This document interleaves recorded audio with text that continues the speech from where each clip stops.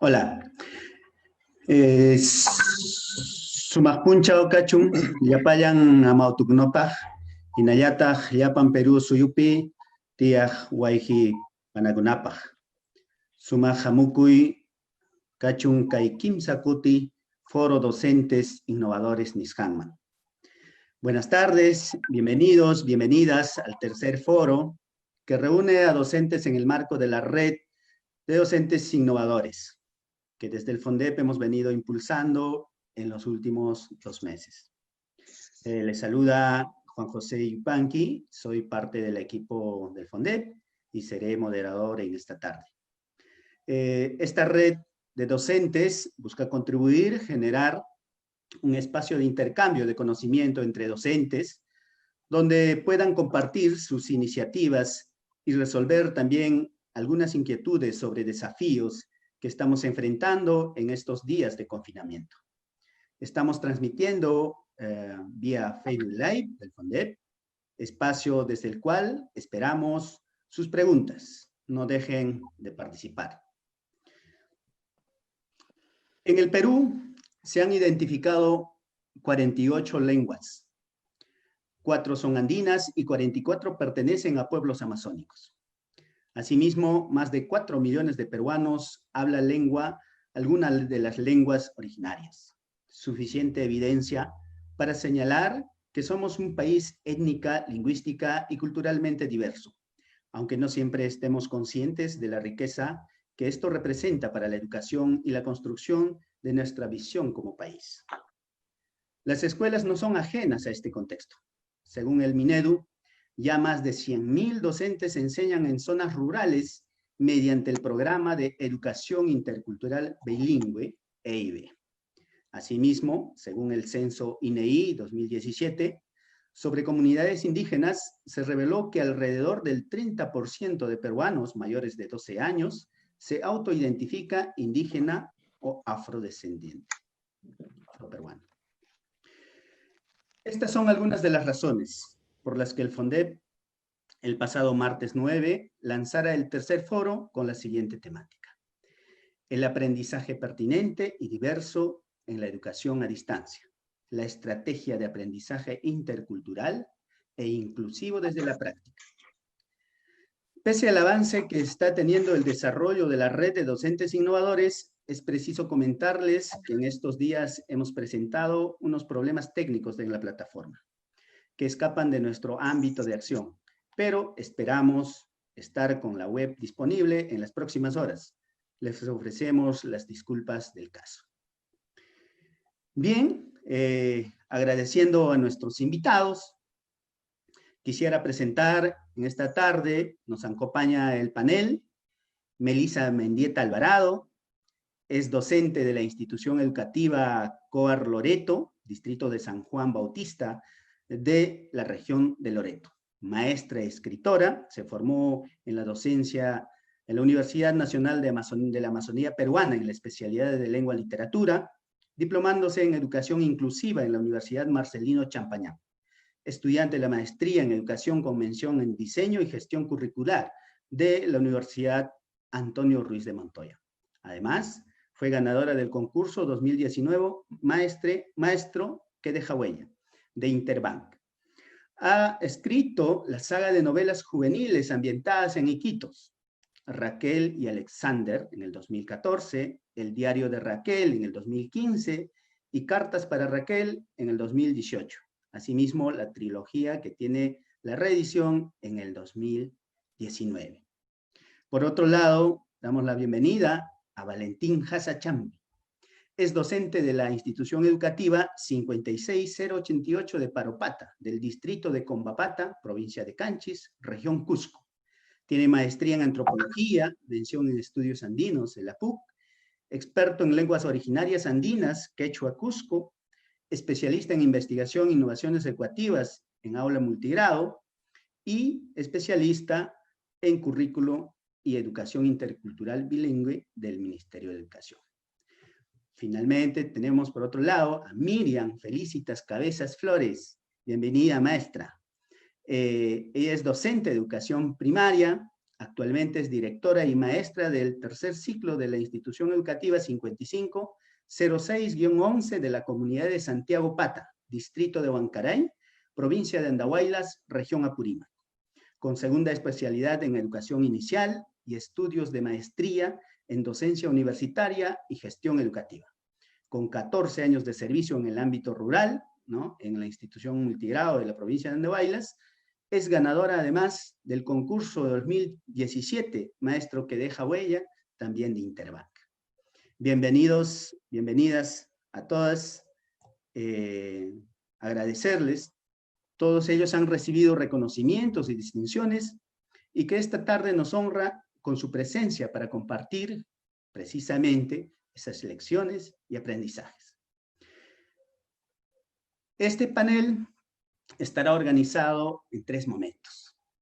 Y en este primer momento vamos a pedirle a nuestros panelistas que nos compartan la temática sobre los aprendizajes diversos, pertinentes, interculturales, inclusivos, desde la práctica, ¿no? Vamos a señalar que cada uno de los panelistas tiene 5 minutos para compartir su práctica. Para ellos empezaremos con Miriam Cabezas.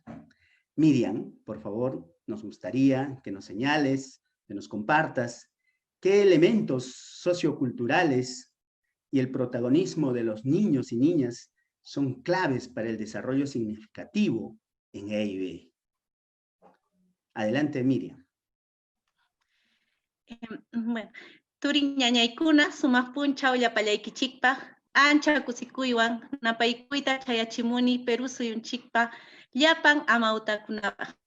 Quiero agradecer a FONDEP por la invitación y darnos la oportunidad de compartir experiencias en estos espacios.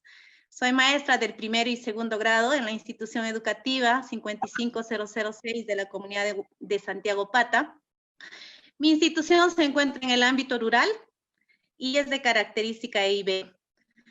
Como bien sabemos, todos los docentes, la primera acción que se ha realizado en estas circunstancias en las que nos encontramos es establecer comunicación con los padres de familia para organizarnos e iniciar con el trabajo a través de la estrategia Aprendo en Casa. Para nadie es novedad que en el ámbito rural tenemos muchas dificultades con respecto a la conectividad.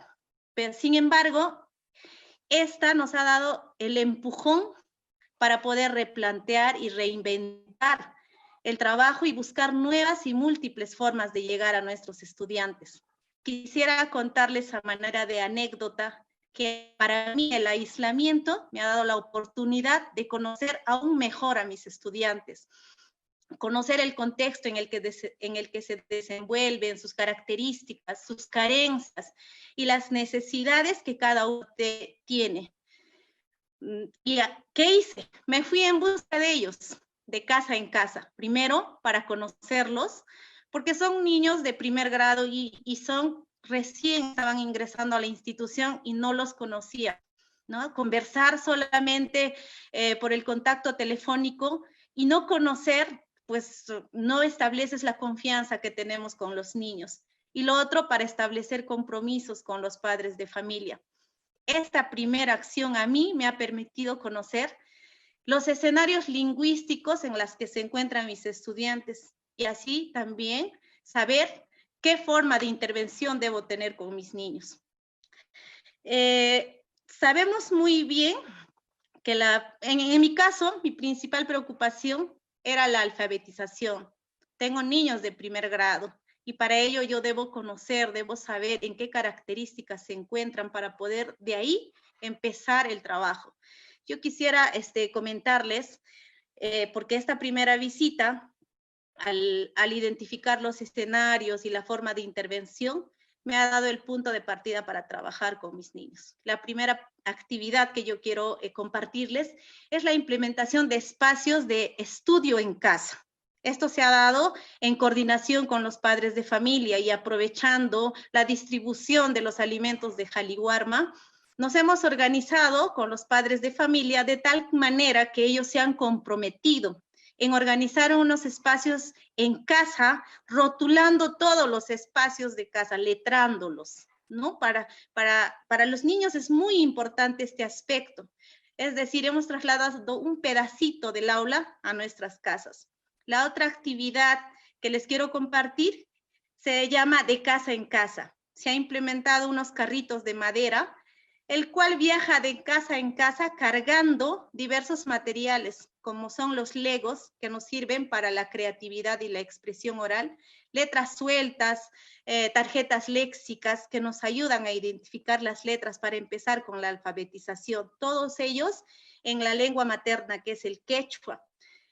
Acompañado también va un cuaderno viajero que usan los niños para poder presentarse, escribiendo su nombre, pegando una fotografía, pegando imágenes que ayudan a la adquisición de la lectoescritura. También va acompañado unos textos escritos en quechua con recomendaciones para lo que es la prevención del COVID-19, escritos en quechua, ¿no? Son unos textos de recomendaciones. Estos textos también se han compartido en la página de la institución, teniendo un alcance a más de 70,000 personas en las regiones de nuestro país, ¿no? La otra actividad que yo les quiero compartir es el uso del ñauinchazu. Es un cuaderno de trabajo construido, es un cuaderno de trabajo para la adquisición de la lectoescritura, que está construido teniendo en cuenta las características, los ritmos y estilos de aprendizaje de los estudiantes bilingües. Tiene consignas muy claras y precisas para que los padres de familia nos puedan ayudar a dirigir este proceso, ya que ellos son nuestros principales aliados. Y para complementar las actividades propias de la institución y de la estrategia Aprendo en Casa, también esta dificultad nos ha dado la oportunidad de asumir nuevos retos como docentes e impulsar el trabajo colegiado a nivel del distrito, implementando un programa radial propio denominado Maestros en Acción, gracias a la iniciativa de Colegas Inquietos, el cual soy partícipe. Y esto nos sirve para retroalimentar la sesión del día, con actividades propias del contexto, con un lenguaje sencillo para la comprensión de nuestros estudiantes, tanto en quechua como en castellano. Y sobre todo, lo que quiero recalcar, que en este programa los niños son partícipes. Ellos interactúan con nosotros, muy a pesar de estar aislados, y esta actividad lo venimos desarrollando a nivel de red distrital y parte de Turpo, ¿no? Huancaray y Turpo, en un horario adecuado, en las que las familias ya están en casa después del trabajo diario, y así acompañar a sus hijos. Quiero terminar con una frase, ¿no? Lograr que mis estudiantes puedan leer y escribir en un ámbito rural, bilingüe, desde casa y con una educación a distancia, es difícil, es un gran reto, pero no imposible, ¿no? Gracias.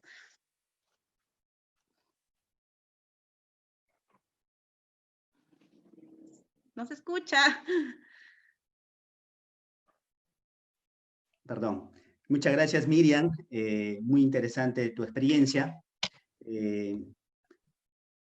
Quisiéramos en esta oportunidad, muchos docentes de todo el país se vienen conectando y recordarles que pueden dejarnos sus preguntas vía Facebook Live del FONDEP y asimismo tenemos, digamos, quisiéramos saludar a los docentes de la UGEL de San Marcos, de Cajamarca, que ya se están conectando, asimismo de Yurimaguas, de Alto Amazonas, del Colegio Monseñor Atanasio Jauregui.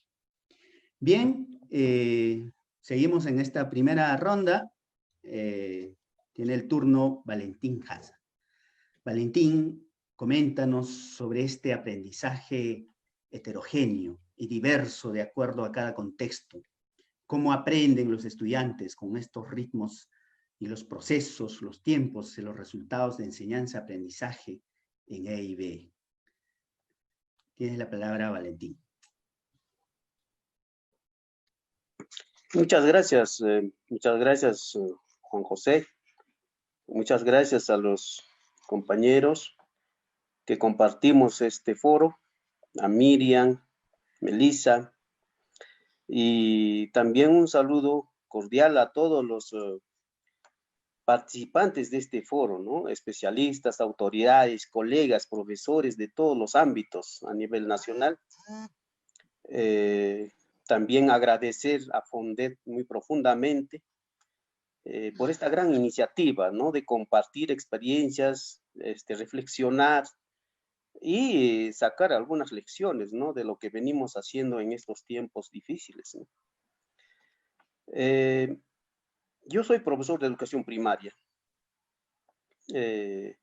y yo quisiera compartir desde mi experiencia de aula, en aula multigrado EIB, ¿no?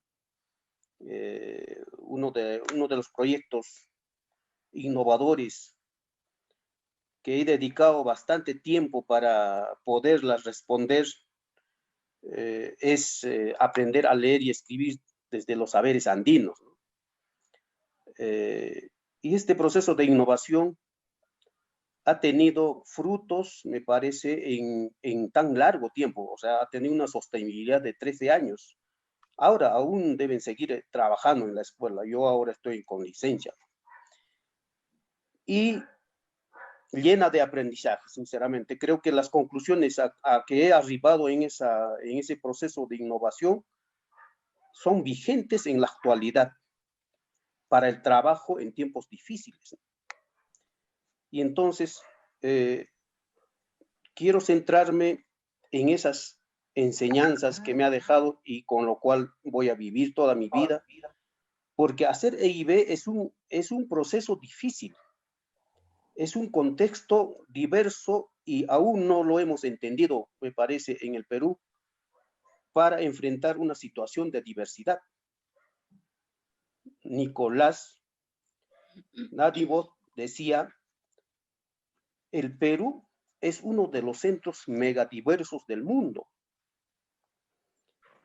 ¿no? Y entonces eso cuando nos dice megadiverso, ya nos hacemos un problema. A la vez es un problema, pero a la vez es una riqueza grande que nosotros no podemos soslayarlo y no lo aprovechamos a nuestro favor. Y la educación transita también en esta diversidad. Y precisamente la educación intercultural bilingüe es para responder estos desafíos que existen en nuestro Perú, ¿no? Y la escuela EIB sostiene esa diversidad de formas de ver, formas de vivir, formas de pensar, formas de estar. Y la estrategia aprender a leer y escribir desde los saberes andinos precisamente aterriza en esas enseñanzas.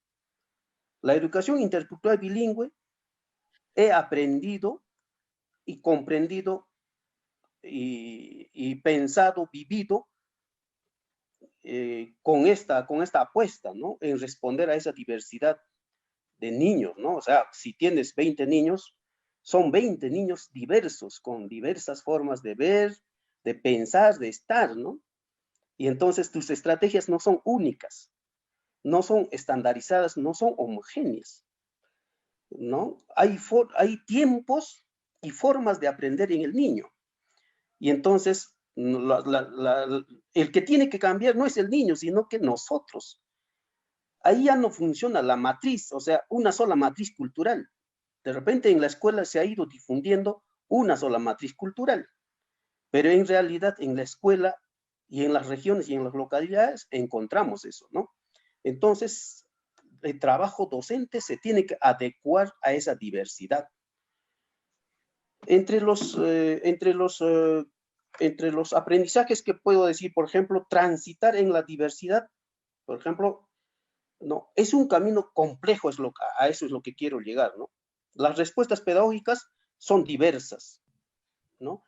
Entonces, el aula diversa está ahí delante, no solo en la zona rural, en el ámbito o contexto rural, ¿no? Me enseña esta apuesta desde mi práctica, que en la zona urbana es igual la diversidad, ahí están la diversidad, lo que pasa es que estamos viendo con un solo ojo.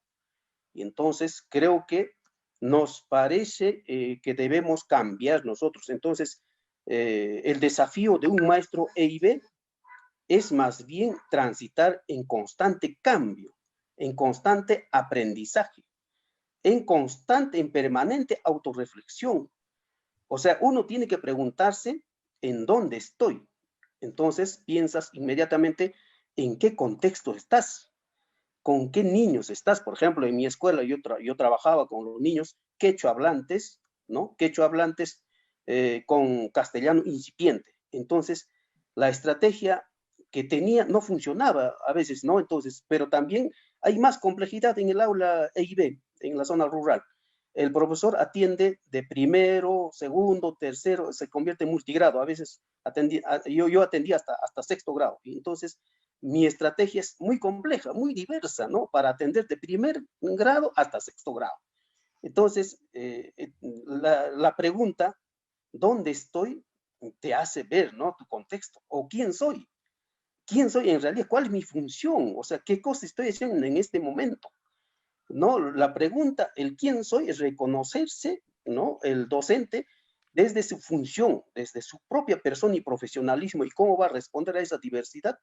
Ese ámbito diverso es retador realmente, ¿no? Es transformarse a cada instante, renovar su forma de pensar, su forma de abordar la pedagogía, el para qué voy a hacer. O sea, yo no voy a educar en una zona diversa para que se quede el niño, por ejemplo, ¿no? Uno es trabajar en quechua, pero desde la lógica y pensamiento y filosofía andina, ¿no es cierto? Y otra es las otras formas de ver el mundo y trabajar complementariamente. No estamos sesgando. A veces pensamos que la educación intercultural bilingüe solo queda en la escuela y en la comunidad. ¿Para qué sirve? Dice, muchas veces escuchamos eso. Más bien tenemos que decir que es una apuesta diferente. O sea, estamos buscando a formar hombres, hombres ciudadanos interculturales, ciudadanos que entiendan otras realidades, ¿no? Que manejen otras lenguas. El niño quechua tiene que aprender su lengua castellana, ¿cierto? Como segunda lengua. Luego el inglés.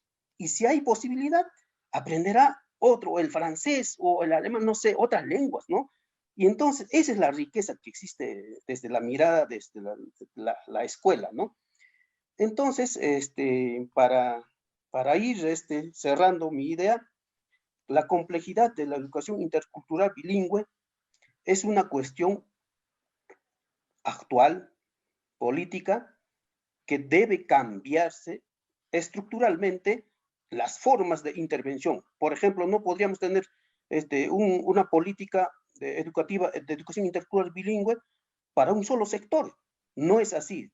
Yo añoro y pienso que este sistema educativo va a tener que cambiar en algún momento porque somos un país diverso y un país que vincula a vivir en la diversidad y formarnos, ¿no? Con una identidad propia de país diverso. Muchas gracias, Valentín. Te agradecemos tus reflexiones y esta reflexión que tú nos transmites. Un maestro de maestros, José María Argueda, señalaba, ¿no? No hay país más diverso, más múltiple en variedad terrenal y humana. Todos los grados de color y calor, de amor y odio, de urdimbres, de sutilezas, de símbolos utilizados e inspiradores, ¿no? Creo es pertinente cada una de las reflexiones y quisiéramos saludar a todos los maestros que se vienen conectando de todas las regiones, Lima Provincias, Ayacucho, Cajamarca, y así tantas otras provincias y regiones. Queremos continuar con Melissa Mendieta. Coméntanos sobre esta diversidad, ¿no? La diversidad de entornos de los estudiantes, que es una oportunidad para enriquecer el interaprendizaje, la inclusión, la motivación. Tienes la palabra, Melissa. Muchas gracias, Juan José. Agradecerles a todos los integrantes del Fondet por estar apostando por este tipo de reuniones, ¿no? De maestros en los cuales podamos compartir nuestra experiencia y también dar alguna sugerencia a los maestros del Perú, ¿no? Que se encuentran en esta situación de cuarentena, ¿no? Por la pandemia del COVID-19. Bueno, yo me voy a presentar primero. Soy Melissa Mendieta, formo parte de la red COAR, de los colegios de alto rendimiento. Hasta el año pasado trabajé en el COAR Loreto. Actualmente estoy trabajando en el COAR Lima, acá en Chaclacayo. Y este trabajo en la red COAR para mí ha sido muy gratificante. Me ha permitido desarrollar nuevas capacidades como maestra, pero también me ha enseñado a aprender también de mis estudiantes, ¿no? Que no solamente uno como maestro va y brinda conocimientos, también nosotros aprendemos mucho de ellos en cuanto a lo que son las distintas realidades que ellos viven. Muchas veces he escuchado decir que es fácil trabajar con estudiantes de alto rendimiento y relativamente puede ser cierto, sí, pero en la práctica no lo es, porque es una experiencia muy retadora. Siempre están cuestionando también, hay que estar investigando a la par con los chicos, motivándolos, porque el ritmo de estudio, el área académica es muy, muy exigente. Y el colegio de alto rendimiento presenta una modalidad de residentado, ¿no? Brinda una atención educativa de calidad, en las cuales se brinda atención a alimentación, residencia, atención psicológica y académica. Y se les brinda a los estudiantes las herramientas necesarias para que ellos puedan estudiar con tranquilidad, ¿no? Y tienen un horario desde 7:30 de la mañana a 6 de la tarde, ¿no? Tienen breaks pequeños en la mañana y uno en el almuerzo, ¿no? Tienen tiempos determinados para poder tener sus alimentos, pero esta cuarentena nos ha agarrado todos desprevenidos, nos ha tomado por sorpresa, incluso a los mismos estudiantes, ¿no? Y ahora sus salas, sus dormitorios, su misma casa se ha convertido en su aula de estudios, ¿no? Y ver la forma, cómo llegar a ellos ha sido un trabajo no solamente el mío como maestra, sino también de todos los docentes, todos los especialistas, todos los trabajadores de la red COAR a nivel nacional que han estado tratando de adaptar todas las estrategias metodológicas, todos los temas, ¿no? De nuestro plan de estudios para poder llegar a los estudiantes que no son chicos que solamente viven en la ciudad, son chicos que viven en las zonas rurales también, ¿no? Que para llegar a ellos a veces no existe un celular en casa, no tienen internet y todas las facilidades que de repente tenían en el colegio ahora no están, ¿no? Y eso también no solamente afecta a la parte académica, sino también la parte emocional. Y ahí está nuestro rol como maestros para poder motivar a esos estudiantes, ver nuevas estrategias para llegar a ellos y que puedan continuar, ¿no? Enseñarles que esto de la pandemia del COVID es una situación desafiante que nosotros tenemos que superar y verlo de la manera más creativa posible. Y ellos también. Habían algunos estudiantes que tengo que en algún momento pensaban dejar el colegio y conversando con la psicóloga, con las asesoras, se han visto otras estrategias, ¿no? Para que se pueda adaptar eso y conversar con los papás, ¿no? Ver de qué manera se les puede apoyar, ver otros medios también para que ellos puedan cumplir con sus actividades, pero siempre y cuando no afecte el lado emocional, ¿no? Que es importante por los chicos. Y bueno, yo me siento muy, muy satisfecha porque si bien es cierto al inicio habían algunas cosas que mejorar en nuestro trabajo, se está poco a poco adaptando eso y los resultados son muy positivos. Los chicos ya están respondiendo, están cumpliendo con las actividades, a pesar de que no hay conectividad en casa, a veces se va la señal, como a veces a nosotros también nos pasa, ¿no? Y Y sí, si no entienden algo, te escriben al WhatsApp, te escriben por correo. Los que no tienen acceso, se está viendo otras maneras, ¿no? De enviarles material educativo. Y estoy muy contenta por esta oportunidad, por poder dar mi granito de arena como maestra en distintos lugares donde me pueda encontrar, ¿no? Ya he estado con la experiencia de la parte de Coa Loreto en Iquitos. Y eso también me ha enseñado que a pesar de estar en distintos lugares, entornos, contextos, se ve un trabajo articulado, se ve una coordinación y el mismo trabajo se realiza diversificando también en cuanto a las realidades, pero el producto es el mismo, ¿no? Y de la misma calidad, tanto en Loreto, en Lima, en Cusco, en Cajamarca, en Ayacucho, en todos los 24 colegios de la red COA, ¿no?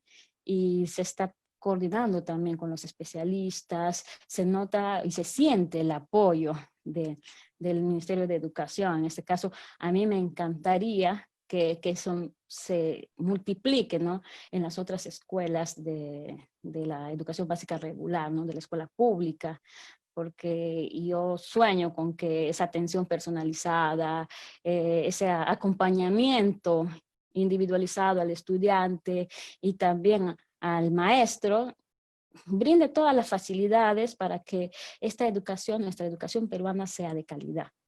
Gracias. Muchas gracias, Melissa. Tu participación nos introduce a este rol del docente en este nuevo contexto. Por eso, por citar a Arnold Schoenberg, decía que el profesor debe tener el valor de equivocarse. No debe presentarse como un ser infalible que todo lo sabe y nunca yerra, sino como una persona incansable que busca siempre y que quizá a veces encuentre ese algo, esa oportunidad de aprender y oportunidad de enseñar a nuestros estudiantes. Bien, hemos finalizado esta primera ronda. Queremos comunicar que ya tenemos en el Facebook siguiéndonos más de 1.300 docentes, maestros y maestras del Perú, que también nos están saludando desde Ancash, Huaraz, de la EIB número 86762 de Laborpampa, desde las zonas más alejadas, desde Piura, desde la UGEL de la Unión y así sucesivamente, ¿no? Entonces, continuando con nuestra presentación, vamos a entrar a una segunda ronda, que vamos a hablar sobre todo de las estrategias pedagógicas para el aprendizaje diverso y pertinente. Queremos compartir acá algunas de las inquietudes de los docentes que hemos ido recogiendo del foro asincrónico que el FONDEP viene desarrollando. Por lo tanto, vamos a empezar nuevamente la ronda con Miriam, ¿no? Miriam, ¿cómo aprenden los estudiantes? ¿Y qué oportunidades nos brinda el contexto para desarrollar aprendizajes? Coméntanos, Miriam. Tu audio.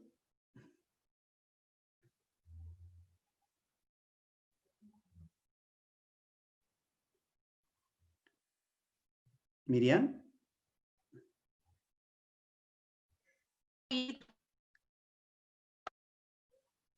Tu audio, si podemos activar.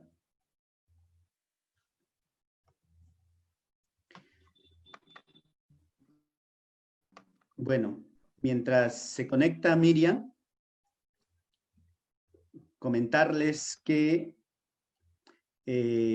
la principal riqueza del Perú es su diversidad, ¿no? Poseemos una diversidad étnica, social, cultural y biológica que determina diversos modos de ser, como lo comentaba Valentín, de hablar, de sentir de pensar de las personas, ¿no? La diversidad, entonces, va más allá del color de la piel o los rasgos físicos. Es casi una forma de vida y una forma de conocimiento. Pero muchas veces la diversidad en la historia del Perú no se ha tomado como una riqueza, ¿no? Sino lo hemos visto como un problema. Entonces, eso no nos ha ayudado. Por eso, en esta oportunidad estamos reflexionando de cómo aprovechamos esta diversidad en el contexto de la educación a distancia. Miriam, ¿sí nos escuchas?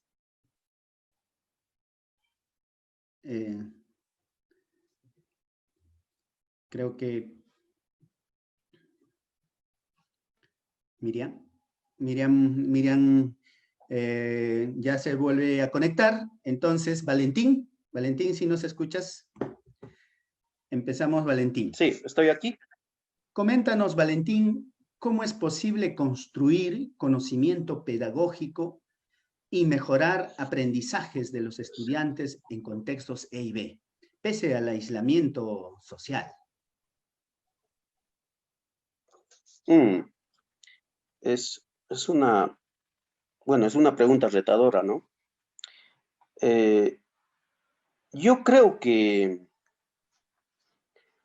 esta crisis sanitaria, en donde todos estamos en aislamiento social, todos estamos en casa, pero eso es en las ciudades, ¿no? En las zonas rurales no estamos en casa, sino estamos en nuestras chacras, estamos pasteando nuestros animales, estamos arreglando nuestros canales de riego, estamos haciendo esas cosas, estamos en el telar, estamos curando a los animalitos, o sea, hay una diversidad de hechos.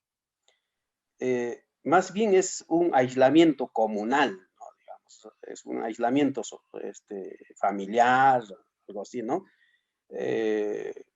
Yo lo veo como esta crisis más bien como ¿cómo podría decir? Como un manante de donde fluyen diferentes innovaciones educativas ¿no? En la escuela.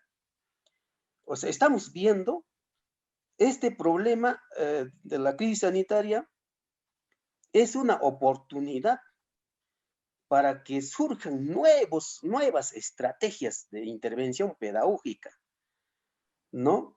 Esto es la cuna de donde ahí surgen las innovaciones pedagógicas.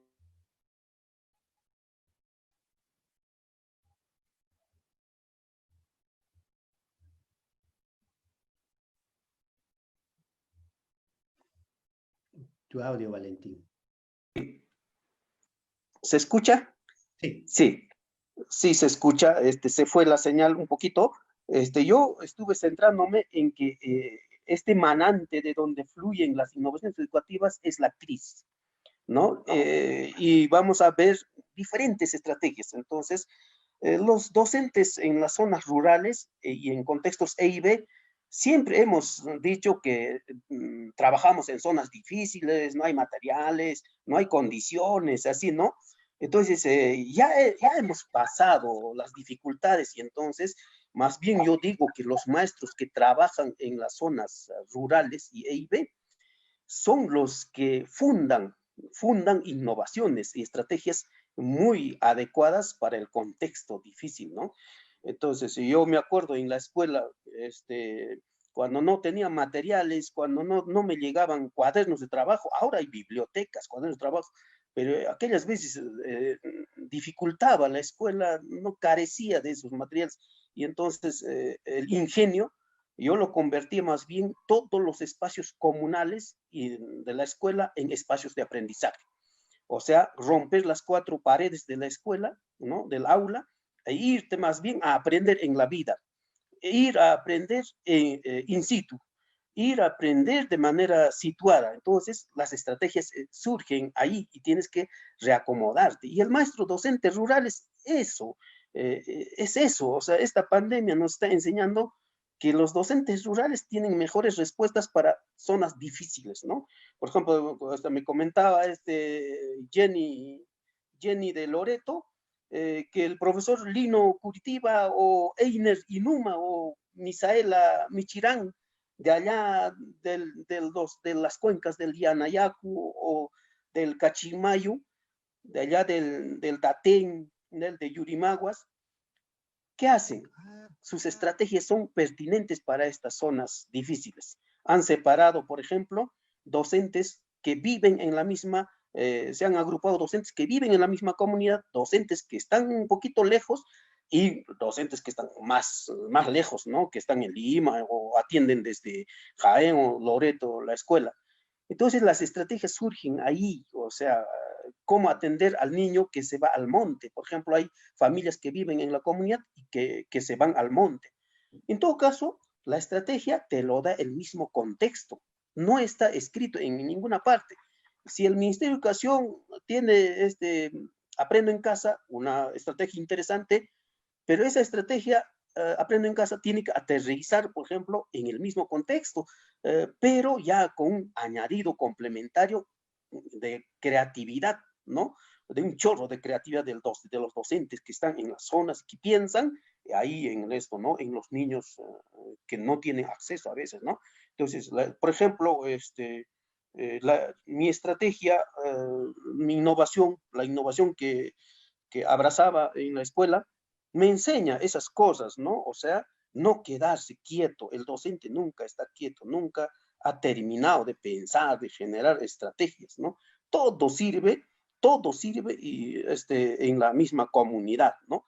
Referirme también que una de las estrategias más pertinentes para estos tiempos difíciles es que la respuesta del problema no lo va a hacer solo el docente. Y en estos días estamos viendo que el trabajo de redes ha resurgido fuertemente. Ahora se comunican los docentes aquí, allá, formando pequeños grupos para generar estrategias, ¿no? Y entonces, más bien es una oportunidad. Nos está comunicando, nos está acercando más entre docentes, entre autoridades. Las autoridades de las UGEL también preocupadas, ¿no? O Hugo Cutiri, por ejemplo, tiene una estrategia sencilla, dice, ¿no? El de Quispicanchis, Cusco, Urcos, dice, mi estrategia es sencilla. Aparte del Aprendo en Casa, yo edito videos pequeños de 3, 4 minutitos para complementar su aprendizaje. Pero tiene estudiantes que no acceden, no tienen celular, ¿no? Entonces, él genera otra forma de trabajo entre padres. Entonces, la respuesta ahí está, ya se ha generado. Entonces, ¿eso dónde estaba? No estaba en ningún libro, sino que a él le falta más bien un poco sistematizar, ¿no? Esa idea. Entonces, se generan, brotan las ideas. También yo puedo comentar esto sí, ya mi tiempo ya está ya, ¿no? Mi tiempo, de Apurímac, en las redes de Keuña Casa, ¿no? Ahí los profesores trabajan en contextos de redes educativas, o sea, comparten sus estrategias. Entonces, hay cientos de estrategias que van circulando. Entonces, las estrategias están en las mismas comunidades, ¿no? Yo creo que eso nos podría servir para seguir trabajando en estos tiempos difíciles, ¿no? Excelente, Valentín. Ya Miriam se acaba de conectar.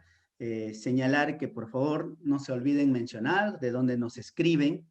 Nosotros leemos todos los comentarios de los docentes y, bueno, vamos a brindar el saludo correspondiente. Bueno, Miriam se fue. Melissa, coméntanos qué estrategias de aprendizaje son pertinentes para aprovechar esta diversidad con los estudiantes. Gracias, Juan José. Bueno, toda esta adaptación curricular que se ha hecho para poder llegar a los estudiantes ha sido todo un aprendizaje. Yo conocía la plataforma Zoom por la universidad, ¿no? Que llevábamos clases a través de ese medio. Y lo aplicamos en un inicio con los estudiantes, pero había ciertas dificultades porque el tiempo era limitado. Y bueno, el colegio, en este caso la red, adquirió una plataforma en el Gmail, y a través de eso nos podemos comunicar también por el Meet, ¿no? Que nos da mayor facilidad de tiempo para poder desarrollar tus clases de manera más libre, ¿no? Sin estar preocupada por tratar de hacer rápido la clase, porque en cualquier momento se te corta la señal. Y bueno, comentarles, ¿no? ¿Cuál es la estrategia que utiliza la red COAL? Que a mí me parece la más acertada, porque si bien es cierto, en un inicio yo hablé que hay una diversidad de entornos. Si bien es cierto, los chicos tienen las mismas edades, más o menos tienen las mismas características, pero hay que tener en cuenta que el estudiante no es el mismo, ¿no? Cada estudiante es único, tiene sus propias expectativas, sus propias formas de ser, su entorno también es distinto, no todos son del mismo lugar. Y analizando eso, los especialistas del ministerio nos han propuesto, ¿no?, a los maestros dividirlos en 3 grupos. El primer grupo es que los que no tienen acceso a internet, no tienen computadora en casa, ¿no? Con esos estudiantes se trabaja con separatas, con folletos de la sesión, desarrolladas de manera metodológica, lo más amigablemente posible para el estudiante, para que él pueda cumplir, ¿no?, y desarrollar el aprendizaje esperado. Luego tenemos los estudiantes del grupo 2, los que tienen acceso libre, ¿no?, a internet, tienen computadora en casa, y con ellos se trabaja a través de esta plataforma Meet, a través del Google Classroom, y también por el correo institucional, ¿no?, que todos los estudiantes dominan y manejan. Entonces se está adaptando las sesiones al entorno virtual, los chicos están presentando las tareas por ese medio, y bueno, en algunos casos se están haciendo grabaciones de las clases o grabaciones pequeñas de algunos puntos importantes que el estudiante debe conocer. Y tenemos el grupo 3, que son estudiantes que en casa tienen una computadora pero no tienen internet. Entonces con esos chicos se les manda el formato de la clase, se les hace llegar a través de un medio impreso también, o también por el correo. Ellos lo descargan por el WhatsApp y lo pasan a su computadora y empiezan a desarrollar la clase. Pero en el camino nos hemos dado cuenta que había muchas cosas que adaptar, ¿no? Tal vez el número de páginas de la sesión, hacer más dinámicas dentro de la motivación de la clase. Y me ha parecido una experiencia muy, muy interesante, que me ha permitido también a mí mejorar, ¿no?, ciertos aspectos que yo creía que estaban bien, pero dado el entorno de la virtualidad, es necesario. Entonces, una de las cosas que hemos podido ver es que, si bien es cierto, los chicos tienen internet en casa, pero tienen la computadora, pero a veces la computadora la comparten con los hermanos que están en la universidad, la comparten con el papá, que también tiene que hacer su trabajo remoto, y ver eso, ¿no?, de los tiempos, ser un poquito más flexible con los estudiantes y pedir actividades que sean las más puntuales y las que ayuden al logro de la competencia esperada, y que sean una parte importante del producto de la unidad, ¿no?, del producto final. Y siempre y cuando también respetar esos estilos y ritmos de aprendizaje de los estudiantes, porque hay que entender eso también, ¿no? Los chicos se adaptan de distintas maneras. Tienen, por ejemplo, el cuaderno de trabajo, como lo dicen en la escuela pública. Ellos tienen su carpeta personal del estudiante. Hay una carpeta virtual para los que sí tienen por lo menos una computadora o tienen acceso a internet, pero también hay una carpeta física.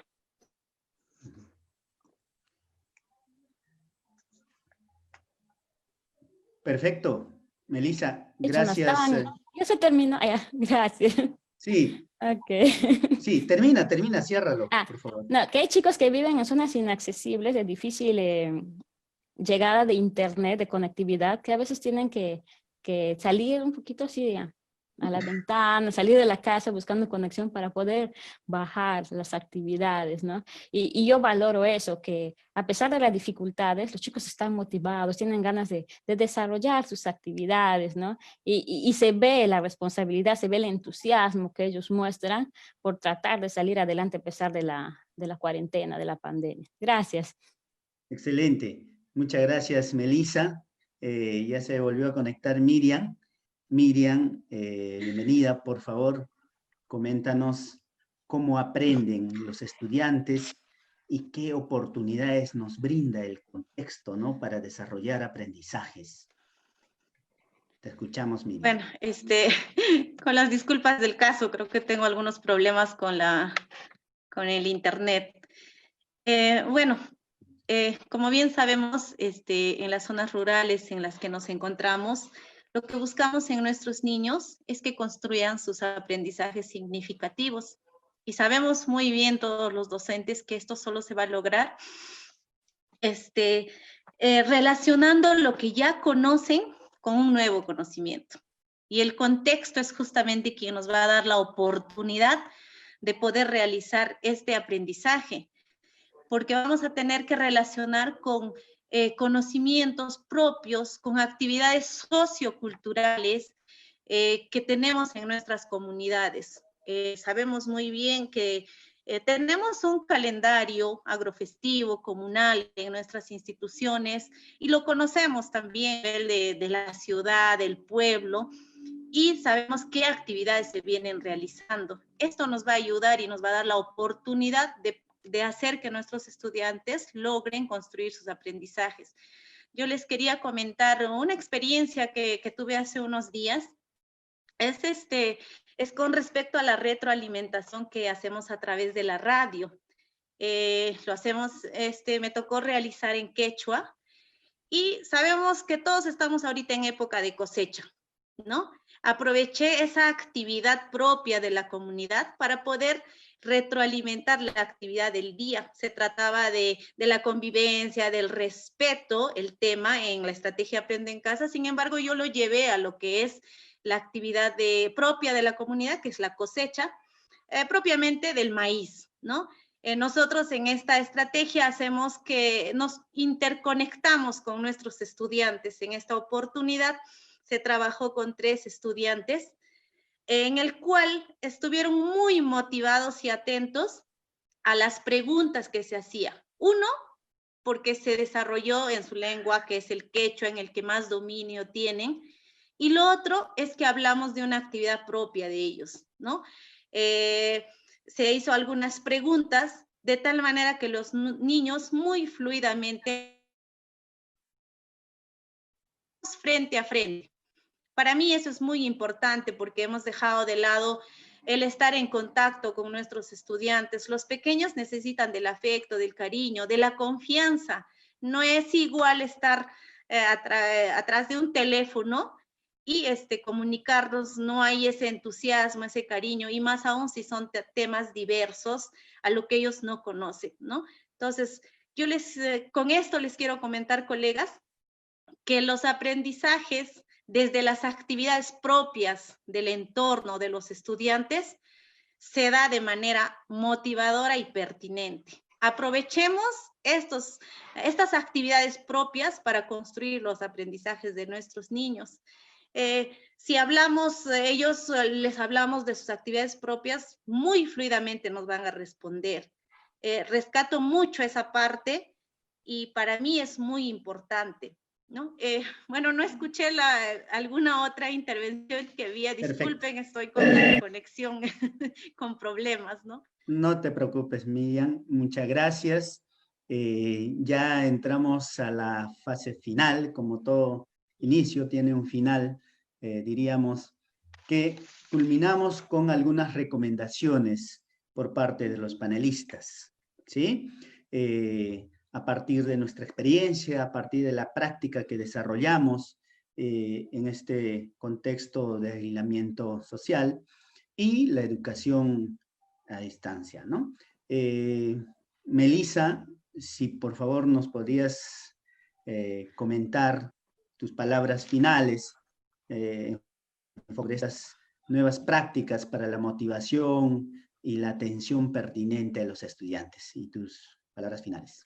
Muchas gracias, Juan José. Bueno, pedirles a los maestros que nos están escuchando, ver todos los medios posibles de poder llegar a los estudiantes. Si podemos tener acceso a las redes de internet, plataformas para realizar las clases virtuales, aprovechemos eso, indaguemos un poco también para conocer estas herramientas.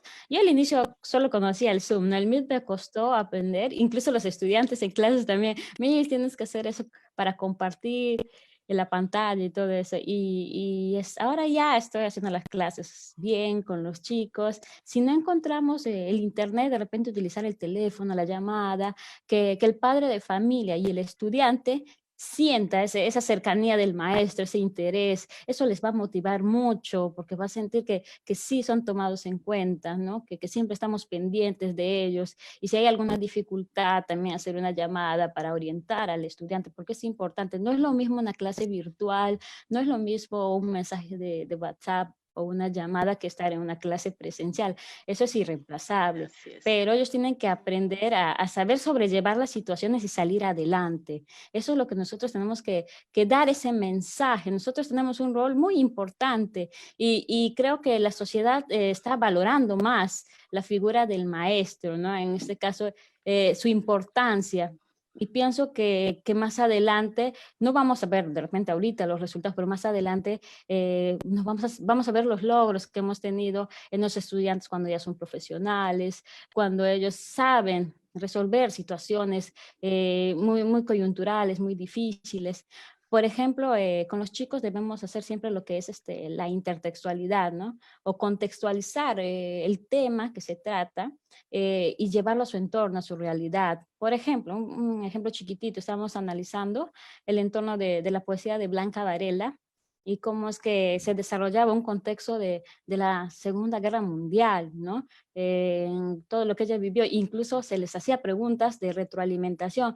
¿Creen que el contexto que se vivió entre 1940 y 1950 tuvo la misma dimensión que tenemos en la actualidad con el COVID-19? Entonces los chicos sí, porque nos sentimos angustia, sentimos frustración, tenemos miedo. ¿Y cómo te sentirías tú si estuvieses en esa situación? Me siento igual, porque si bien es cierto, no hay armas, no hay un enemigo a la vista, pero el COVID es algo que nos puede afectar y también debemos protegernos de él, ¿no? Entonces, hacer eso, la retroalimentación es muy importante, pero sobre todo el empeño, el cariño que nosotros le demos a nuestras clases. Hay que valorar mucho eso, ¿no? Y estar siempre en comunicación constante con el padre de familia. Ellos son nuestros aliados principales, ¿no? Y más que recomendaciones, ser optimistas. Vamos a salir de esa, vamos a avanzar, porque esa es siempre la idea, ¿no? Demostrar que sí se puede salir ante la adversidad. Muchas gracias. Muchas gracias, Melissa. Efectivamente, sin emoción no hay aprendizajes. Y en esta oportunidad quisiera agradecer a todos los docentes que nos están comentando. El FONDEP lee detenidamente sus comentarios y vamos a responderlos. Tenemos a Valentín Casa, sus palabras finales y comentarnos cómo esta nueva concepción de trabajo docente y solidario es provechoso, ¿no? Tomando en cuenta además la riqueza de la diversidad. Valentín. Tu audio, Valentín.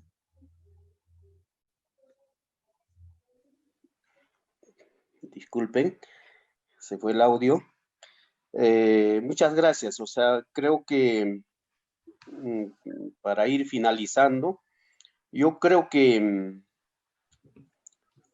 los docentes, una recomendación a los docentes es que nunca debemos dejar de ser docentes, nunca hemos dejado de ser el pilar fundamental del desarrollo comunal, del desarrollo de la sociedad. En el mismo aprendizaje estamos demostrando, o sea, en estos tiempos difíciles, entonces creo que quedaría con la idea de que seguimos siendo los decisores políticos de la educación en el país. Los pilares fundamentales del desarrollo del país son los docentes. Entonces, está en nuestras manos la sociedad. Otra cosa que quiero decir es que hay que dejarles a los niños que disfruten la plenitud de su vida. Están disfrutando, están aprendiendo los niños con la familia, con sus hermanos, en el contexto, en la vida, ¿no? Es que casi las estructuras y estrategias que hemos tenido para enseñarles, creo que estábamos afectándoles a los niños, ¿ah? No sé si nos estamos dando cuenta, ¿no? Entonces, ahí hay que darle más bien estrategias que le faciliten para que sigan aprendiendo en la vida, ¿no? Otra recomendación que quisiera hacer es también a la familia. La familia nos ha entendido de por vida, o sea, a trabajar, ¿no? En educación intercultural bilingüe tenemos como un soporte principal el aporte de la familia. La familia sabe bastante y es el aliado principal. Siempre ha sido así. Y en estos días la educación está en las manos de la familia principalmente, ¿no? Y los docentes seguimos guiándonos y haciendo alianza con ellos, ¿no? O sea, ese trípode, docente, familia y comunidad educadora no está haciendo, nos está aportando grandemente en estos días y entonces el trabajo es fructífero también, ¿no? Referirme también a que las autoridades en estos tiempos tienen una gran tarea, brindar condiciones, ¿no? Condiciones diversas. En este contexto diverso, nos falta decidir políticas drásticas, yo diría, transformadoras, no quedarnos con lo que siempre estábamos haciendo. Creo que necesitamos grandes cambios. En educación intercultural bilingüe es entender la misma naturaleza diversa que el país somos, ¿no? Es entender el diálogo de cosmovisiones, el diálogo de pensamientos, el diálogo de propuestas. La propuesta educativa más valiosa en estos años que van a surgir son las propuestas educativas más locales, ¿no? Más gubernamentales, regionales. ¿Por qué? Porque estamos solo viendo el currículo nacional, por ejemplo, es una propuesta nacional, donde el docente tiene la oportunidad de contextualizar, de trabajar, de interculturalizar, ¿no? Transformar ese currículo. No siempre está malo, está cargado más bien de llena de oportunidades para hacer un servicio de calidad a una sociedad diversa. Entonces yo me quedo en que entendamos, todavía hay largo para transitar en educación intercultural bilingüe. Yo pienso que todo el país va a tener un sistema educativo diverso. Vamos a tener diferentes currículos, diferentes políticas para cada región. O sea, creo que en ese tránsito estamos. O sea, no podemos pensar en detenernos así como estamos, ¿no? Entonces, es un reto grande para la educación intercultural seguir pensando y seguir analizando y reflexionando. Muchas gracias, Juan José. Muchas gracias, Valentín. Tu participación nos remite a esta oportunidad para los maestros, ¿no? Hay una herramienta fundamental que es la currícula nacional que nos permite diversificar en realidad nuestro trabajo. Asimismo, tenemos la participación de Miriam. Por favor, tus palabras finales, reflexionando sobre esta interculturalidad en el aprendizaje y las oportunidades de la educación a distancia. Miriam, te escuchamos. Bien. Antes que todo, leí algunos comentarios que se están dando en la página y, bueno, yo quería aclarar algunas pautas de lo que he manifestado antes, ¿no? Es con respecto de las visitas de casa en casa. Si bien es cierto, no está permitido las aglomeraciones y las visitas, pero yo quisiera aclarar que esta se dio de manera, ya que a nuestros niños nosotros no conocíamos y se ha tomado las medidas sanitarias correspondientes respecto al COVID-19, qué nervioso. Y también quiero aclarar que las cajas que se reparten de casa en casa también se toman las medidas necesarias. Bueno, y como recomendación, como alguna pauta que yo quisiera comentarles a los docentes, que los padres de familia, muy a pesar de las dificultades que tienen, son nuestros principales aliados. y más aún si estos estudiantes que tenemos son pequeños. Yo quisiera pedirles que busquemos el trabajo colaborativo entre estudiantes, padres de familia y docentes para fortalecer la educación remota y sobre todo el acompañamiento a sus hijos durante el desarrollo de las actividades, reajustando quizás nuestro horario al de ellos, porque están en chacra, están en el campo, están trabajando, ¿no? Lo otro es que tomemos el tiempo para interactuar con nuestros estudiantes. Considero muy importante el afecto, el cariño y la confianza que debemos establecer con nuestros estudiantes, quizás dialogando sobre sus actividades propias, contándonos anécdotas, más que dejarles tareas tras tareas, como de repente se está exigiendo en algunos casos, hagamos que desarrollen su autonomía, que busquen el desarrollo de ellos mismos y que busquen dialogar de manera directa con nosotros, con la confianza que se debe dar.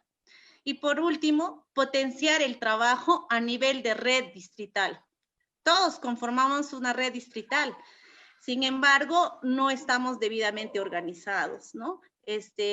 Somos nosotros los docentes, los directos, que tenemos que llegar a nuestros estudiantes, los docentes del distrito, porque conocemos el contexto, sabemos nuestra realidad, dominamos la lengua que nuestros estudiantes tienen, y así podemos contextualizar las sesiones que se está dando desde el Ministerio de Educación.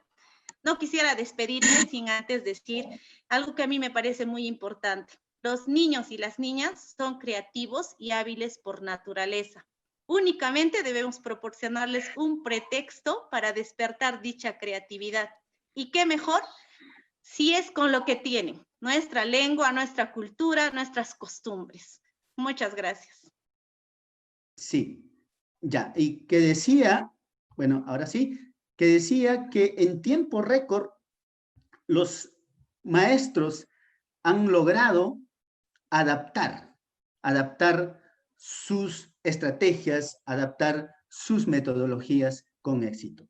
Es así que a la semana 11, ¿no?, de la estrategia Aprendo en Casa, los docentes están contextualizando, como bien lo han señalado, todas las clases virtuales del Ministerio de Educación, mediante radio local, mediante TV, mediante internet, rediseñando, reelaborando, ¿no?, o desarrollando resúmenes de los materiales al contexto y al ritmo de aprendizaje de los estudiantes. Y también podemos señalar que la educación a distancia ha posibilitado a los docentes capacitarse y autocapacitarse en el uso de tecnología. Pero además está impulsando nuevas estrategias pedagógicas para el fortalecimiento de la autonomía, las responsabilidades compartidas de la familia y los estudiantes. Finalmente, quisiéramos decir que la educación intercultural es tarea de todos, ¿no?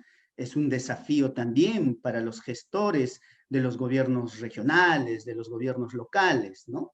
En torno a la inversión territorial, a la conectividad y el acceso, puesto que el aislamiento social está afectando a muchas familias, ¿no?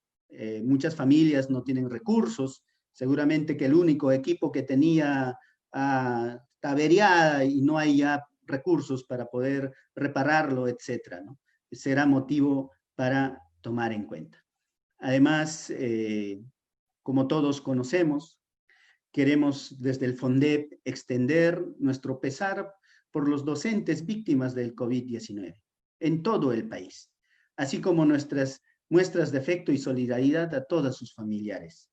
Asimismo, brindar nuestro apoyo y el ánimo a miles de familias del sector educación que han perdido a sus familiares, ¿no? Y que los que están actualmente afectados por esta enfermedad se mejoren pronto y decirles que estamos juntos en esta lucha.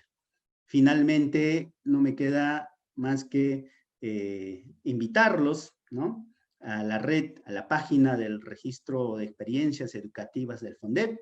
Síganos en nuestras redes para tener más información. En los próximos días estaremos informando en FONDEP sobre los siguientes diálogos, ¿no?, sobre nuestros panelistas. Estén atentos en nuestras redes sociales. Muchas gracias por su atención y como en quechua no existe un adiós, nos despedimos. Tupananchikama. Gracias. Hasta que nos volvamos a encontrar. Hasta que nos volvamos a encontrar. Pananchikama. Gracias. Gracias, Valentín. Gracias, Gracias. Miriam. Gracias. Gracias, Alfondé. Gracias, Valentín. Gracias, Mónica. Gracias a todos. Gracias, Melissa. Gracias, maestros, que nos Gracias. escuchan también. Gracias. Hasta luego.